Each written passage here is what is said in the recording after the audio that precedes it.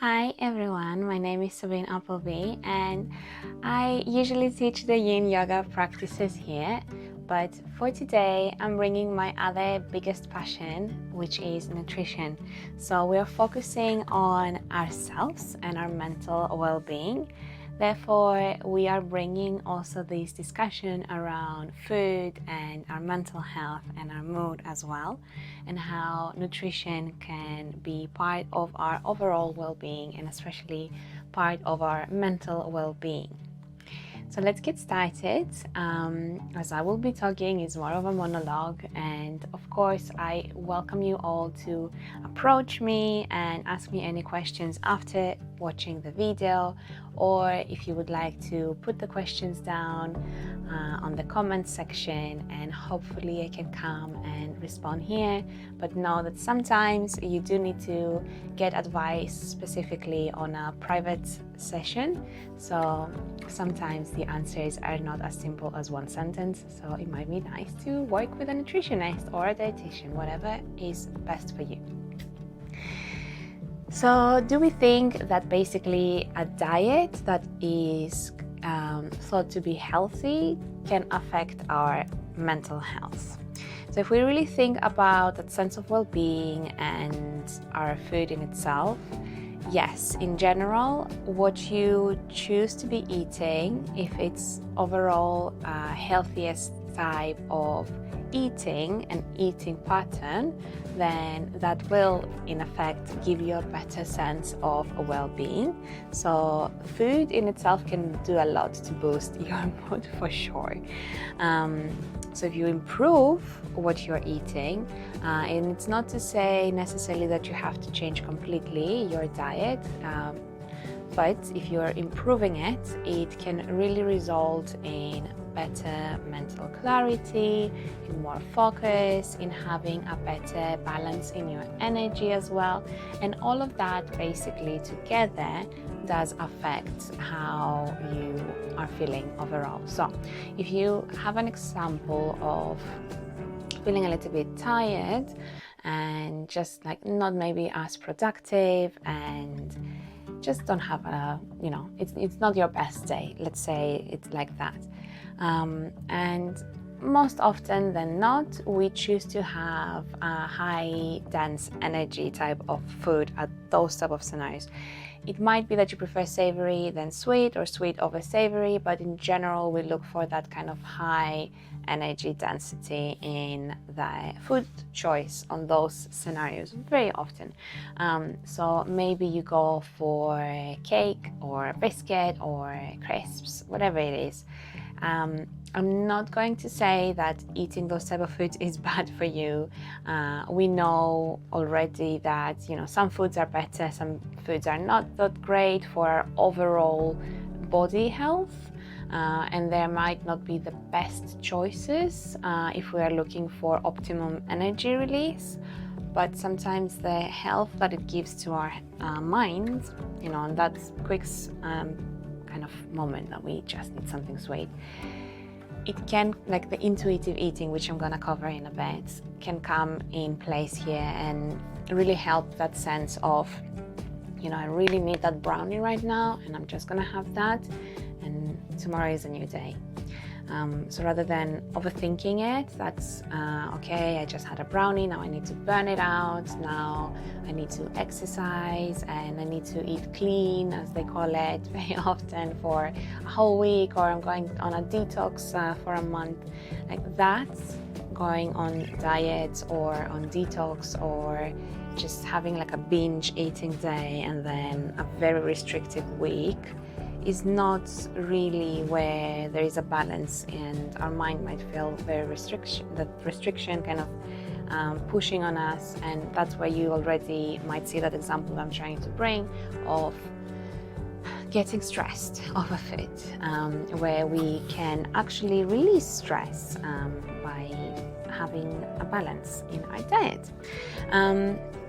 So apart from all of that, the more kind of intuitive and coming more into a mindful eating perspective of all of this, we can look also on the association of how our brain is developed and what it needs to feel or be and function in a healthy way. So yes, if we are having constantly processed foods and high sugar foods and high fat foods, and more like think about more saturated type of fat. So when I'm talking about fats, I'm not talking about your avocados. I'm not talking so much about adding the olive oil in your salad as a dressing or having some nuts as a snack, but having constantly things like cakes, biscuits, syrup on your pancakes and things like that will in effect reduce the variety of your gut bacteria, and basically having a good bacteria kind of level in our gut can affect our development of our brain and the kind of absorption also of the different nutrients that happens in the gut. So yes, eating constantly poor type of diets, going always for those type of like easy, quick, fast food in the sense of buying it processed from outside can eventually have an effect on our brain and in our hippocampus. I can say it easier in Greek, in our brain, and then basically decreases in volume, and that in effect can have kind of damaging effects on our neurons, and it's then like kind of a chain reaction to maybe decrease our overall well-being in general. So if that happens, if we think about like our hippocampus, I'm gonna try and not say that word anymore, our hippocampus decreasing and then damaging neurons, that can lead to maybe depression, maybe low mood, maybe just feeling fatigued constantly, even angry sometimes. So of course, if our brain itself, the structure, the health of our brain inside is not fully to its like fully capacity working, it can affect our moods. So yeah, try to eat for the brain as well and your moods, which I'm gonna, again, as I say, bring with the intuitive eating. So some foods that are, and that's the thing, like I don't want to start kind of tapping onto specific foods and then you just go wild on eating just those foods, but for the brain itself and the development of our brain, it's quite good to have foods such as like blueberries, spinach, broccoli. Like they have polyphenols in them. Even wine has polyphenols in it though, so we again want to find that balance. And kind of from my perspective as a nutritionist is trying to find the simple ingredients. So you know, when you go to the shop and you can find the pepper, a simple ingredient, or you can find some sort of like sauce that has the peppers inside of it. So in the sauce, most probably there's other ingredients, so it's not a simple ingredient, it's like a combination of ingredients.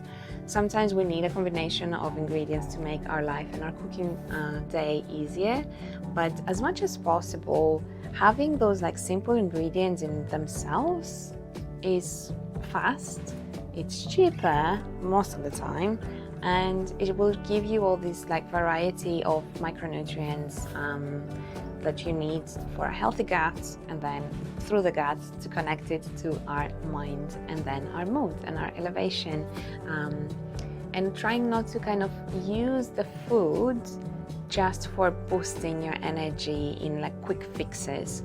So coming into talking a little bit about carbohydrates, for example, which are seen, I don't know for how many years to be honest now, but they are seen as like the macronutrient that has to be avoided if you're trying to feel more concentrated or more focused or to lose weight. because what happens? So let's kind of break it down. Carbohydrates, which come from foods such as potatoes, rice, pasta, bread, couscous, bulgur, the oats that we have, so porridge, but also of course in the white breads like in a burger, noodles, where else? Thinking like foods that kind of look either yellow or brownish usually in color, and some are looking quite white, so some breads are very white and rice is white, unless you're buying the brown rice. So pita breads, I'm trying to think of all the foods that I would eat in the carbohydrates, but also in the carbohydrate section you get foods from the vegetable part, so even lentils, even your broccoli, even your apples, they have carbohydrates as well because they also include fiber.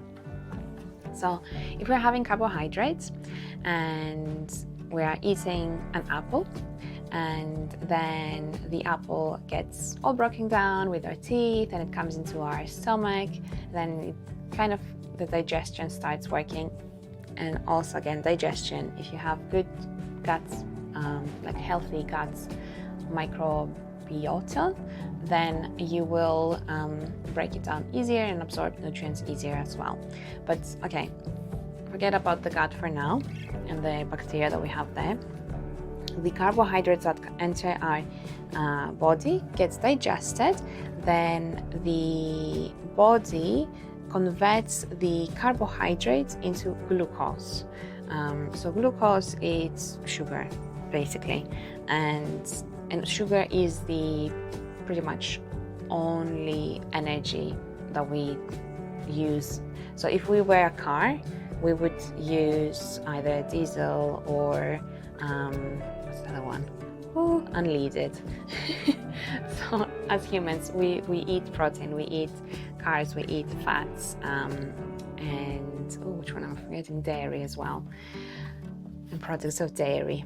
So they all give us something, but the carbohydrates that then converts into sugars, glucose, sugars, fructose in fruits, sugars, lactose in milk, sugars again. So those are all sugars. They get converted in our body and then they get as processed in the body to be used as energy.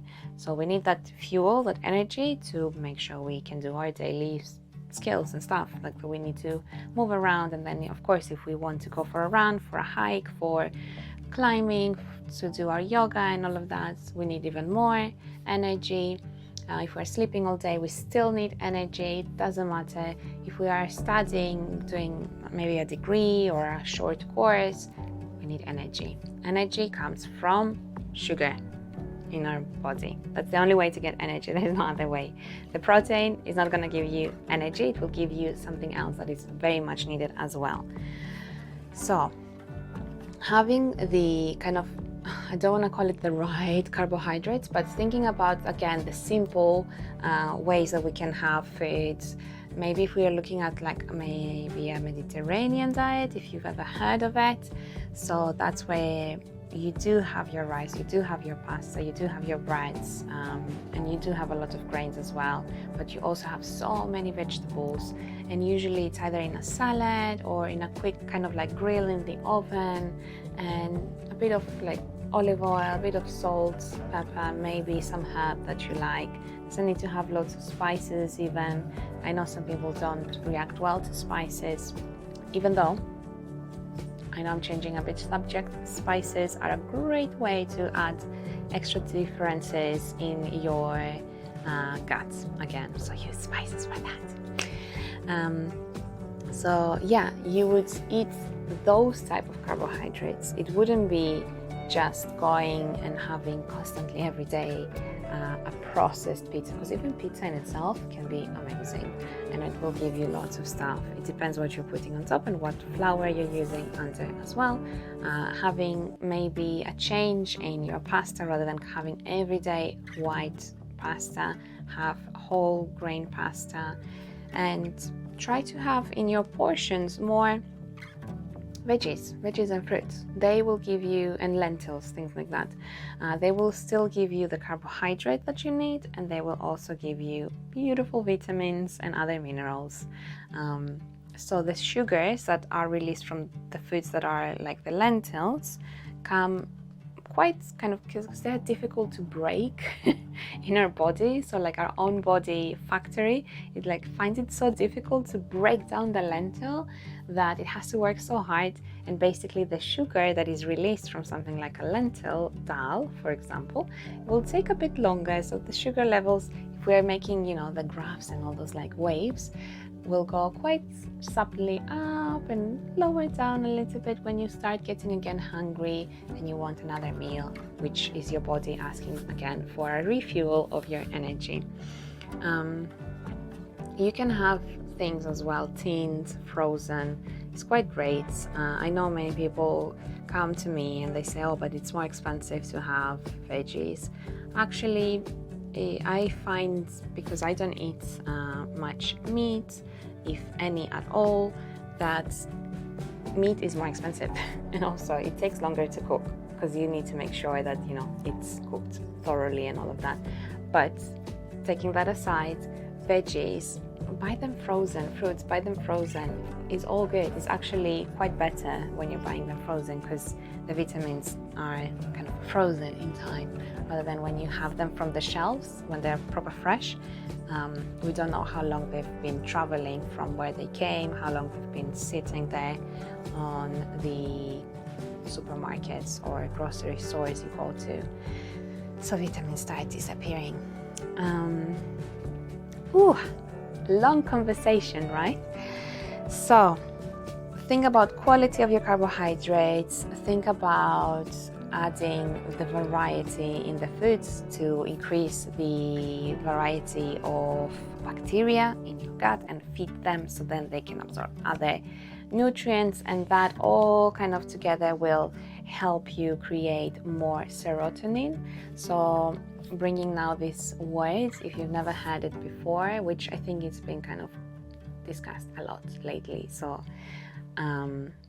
yeah, I feel like it's not the first time you might hear it, but never making assumptions. So serotonin is basically a neurotransmitter, which means it takes a message from one part of your brain and it relays it to another part of your brain, so where it needs to go. And it's also kind of, it's believed to have an influence in a variety of psychological functions, and what it's mainly known as is as the happy hormone. That's how most of us kind of maybe refer to it when we are discussing about it. So like we are looking for that serotonin levels, that's the happy hormones to be released in our body. So just for facts type of thing for you to be aware, about 95% of serotonin gets produced in our guts. So feed your guts, create more serotonin that is needed in our brain for other things as well. But also, instead of finding that high from high sugar, find the high from eating that balance that will create more serotonin, so the mood in itself will be elevated from the creation of serotonin that will happen naturally. So let me think if there's anything I am forgetting to mention here.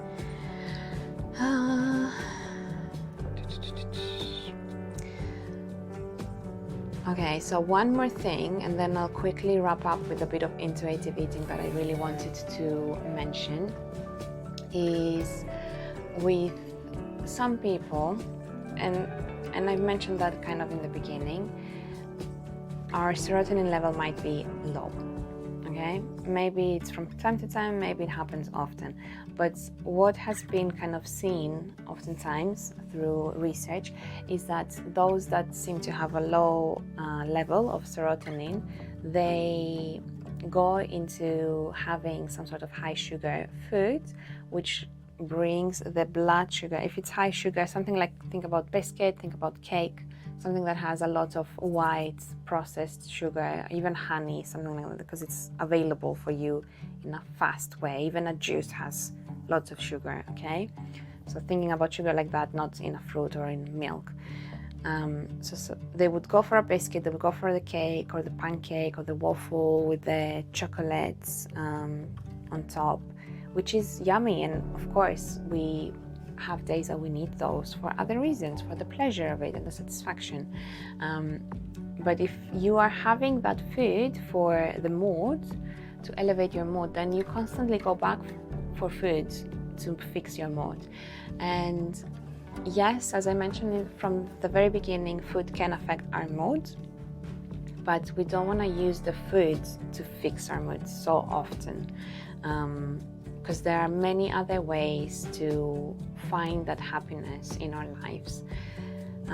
So what I often do with my clients is I advise them to maybe have a box or a notebook or something where they can put, I prefer box or jar, so they can actually write on pieces of paper different things that they enjoy doing. So some might say, I enjoy karaoke singing, I enjoy going for a hike, I enjoy spending 1 hour with my kids, I enjoy going for bouldering, I enjoy doing yoga, I enjoy having a bath, reading a book.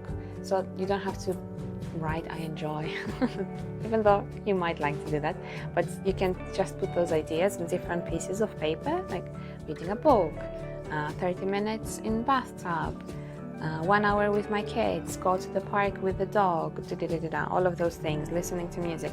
Write them down on different pieces of paper and just fold them in 1 or 2, it doesn't matter much, into the box, into the jar or wherever. You will call that your like toolbox or your tool jar. And anytime you feel low in mood and you don't want to use food to fix it, because then there's kind of a whole roller coaster of having high sugar foods to fix it, then a very low crash where the blood sugar has gone and dropped and you don't feel even focused and you can't even concentrate on tasks, so you again need something to pick you up. So usually you go for another high sugar food or high fat food, so it keeps going again and again. So instead of what's the name, instead of retreating into food to fix that low mood, which we all have from time to time, go to your toolbox or tool jar and grab a paper, whichever comes. Check if it works for you realistically, because if it's something like I don't know, spend a day in the spa and maybe that week you're super busy, that is not realistic, you can pick another one and actually commit to doing that. And hopefully again and again, when you start basically tuning into your emotions and tuning into how it made you feel to control and use something that you know that you enjoy doing and that brings you happiness on other days when the mood is already elevated, see how that works for you. Lovely. So I wanted to end up with a bit of a discussion around intuitive eating and how that in itself can help people to find a balance and find a better mood.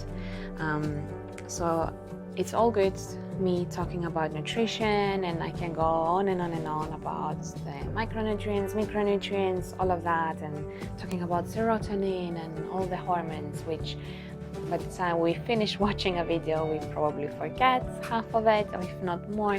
So intuitive eating is something I really enjoy working with, and it kind of allows you to really tune into yourself, being okay with your body as it is, especially for those that maybe have been on diets constantly or maybe binge eating quite often. So intuitive eating helps lots of people. Like, I've been practicing it for years and years, and it also means that you really listen to your cravings and you give yourself that permission of eating according to your craving, which doesn't mean that you go wild and have constantly the same meal, because really, in really reality, in like most people that have access to anything they want, because some people don't have access to everything, it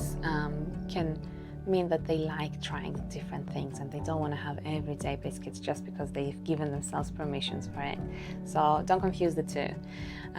So just finishing on the note of intuitive eating, it kind of comes with 10 principles, and those 10 principles, like, you kind of work through them if you start looking into it, and it can really help you find that peace of mind, I would call it. So we spend a lot of time worrying about what we're eating, how we look, our body. So I find that intuitive eating allows you to release that stress, that unnecessary extra stress from our life that food has brought to us and the diet mentality has brought to us, and just feel happy in being you. So it really connects, for me it really connects. Intuitive eating and the yoga teaching that I do works really well together. So some of the principles, if not all, if I forget any, apologies. It starts with rejecting the diet mentality. So you can look into like what a diet mentality is, but it's literally that kind of stereotypical beauty image and how we should look, and all this like don't eat carbs, or I made it on your lips, forever on your hips, all of these things, like rejecting that, or people constantly commenting or judging people on their image and their body, and maybe giving different judgments according to what body someone might have. So that's the whole like rejecting the diet mentality.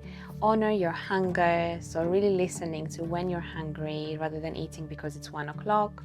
So starting to getting in tune again with when is your body giving you those hunger cues. That will in itself help you feel okay when you eat, because you're like, okay, I'm eating because my body needs to eat right now. Making peace with food as well, so that's the whole like giving yourself permission to eat unconditionally, rather than giving labels to foods are good and bad. We know some are more nourishing than others, and that's where then later on you look into like a gentle nutrition approach to things, so you don't go wild on foods that are not gonna serve you for your best outcomes, especially if you're training for some sort of sports. You would need to change and adapt to those things, but still making peace with food is a great principle of intuitive eating. Challenge the food police. So think about when you're eating something. Let's say you decide to eat a Ferrero Rocher chocolate or something like that, that is maybe seen as bad, and your brain goes, oh, you shouldn't really be eating that, or like a donut, something like very fatty and sugary, you shouldn't be eating that if like you've been trying to lose 5 kilograms or whatever. Really challenge like who is behind that thought. Is it really you, or is it maybe messages that have been taught to you, schooled to you through social media, through television, through your friends, through your family, through your colleagues? To really challenge and like accept that. I mean, the challenge, and be like, okay, I accept this challenge, and I'm gonna really see who is this thought coming from and how is it helping me. Respect your fullness.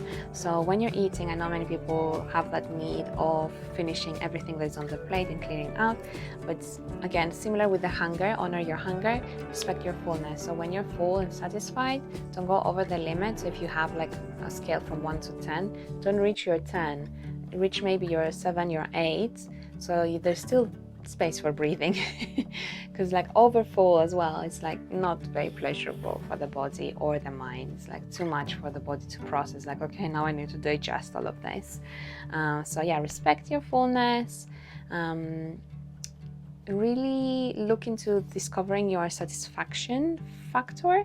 So rather than eating constantly a lot of those junky foods, that we call them junky foods, see what actually gives you satisfaction and maybe have less of it, and that might be enough. Eventually you'll get used to it. if you start practicing it, disassociate your feelings from food. So food is not for you to feel certain ways rather than full and satisfied in your belly, in fullness. So instead of using that food for comfort eating, come back to that toolbox, that tool jar, and use that to satisfy feelings, and use food to satisfy hunger, if it makes sense. And when hunger comes, don't just think, oh, I'm hungry, I'm gonna eat quickly, like shovel food.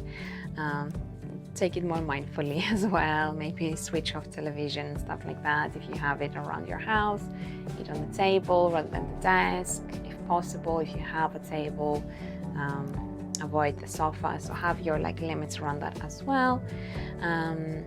Also, a very important one here is accept body diversity. So everybody, not everybody, we have lots of different shapes and bodies, and someone is tall, someone is short, someone is more curvy, someone is less curvy to our descriptions, our human descriptions. So accept that there is diversity and that you don't have to sacrifice your health to change your genes. So if your genes are to be, more curvy, don't try to take away from your health, because starting to take nutrients away, such as carbohydrates, it's a bit dangerous. So yeah, don't sacrifice your health for the changing of the genes. So realize that there is diversity in bodies and we can't all look the same. And those magazine pictures that we might have had a few years back, because now I must say it's quite nice, there is a lot of diversity, and I'm very happy with it. But a few years back, diversity on movies and on socials, well, maybe we didn't have so much social, but magazines and what the beauty standards were very kind of squared, this is the beautiful, the rest is not good enough. So forget about that. There is diversity in bodies. End of story. We can't change how our body will constantly try and be for your optimal health. So again and again, don't sacrifice your health to change your genes.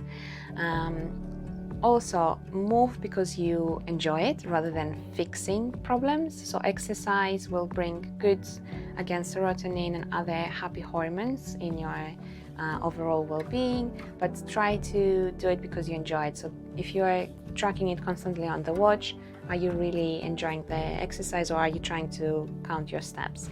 So if you can take away scales, take away tracking devices, again, unless you're training for something and you need that, but really do yoga because you enjoy doing yoga.